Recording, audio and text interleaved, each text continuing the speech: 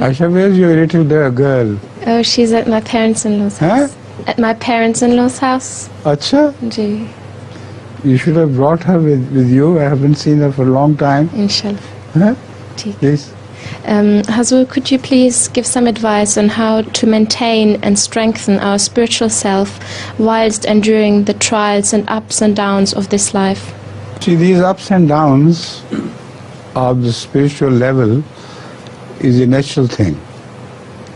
And it's impossible for you to maintain the same status and standard throughout your life. There is an example of some Sahaba who felt this change.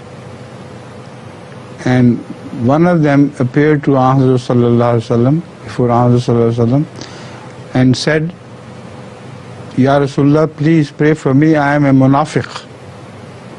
So Rasulullah said, what do you mean by you are a munafiq? You are not a munafiq. He said, you know, when I am with you or close to you, I feel so elated spiritually. And when I return and go away, I feel suddenly going down, climbing down in my spiritual level. So Rasulullah said, smiled and said, this is not munafiqah, this happens. It is a relief from God. Everybody cannot maintain the same standard. Moreover, when you are with me, your position is quite different.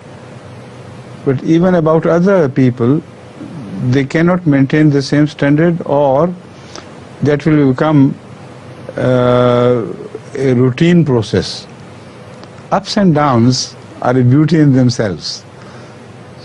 So pray to Allah that with every up and down, you rise higher and higher and higher.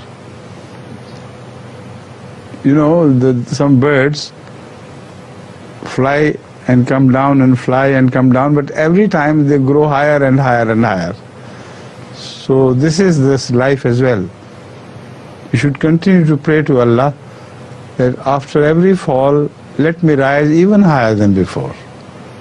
And inshallah, Allah will listen to that prayer.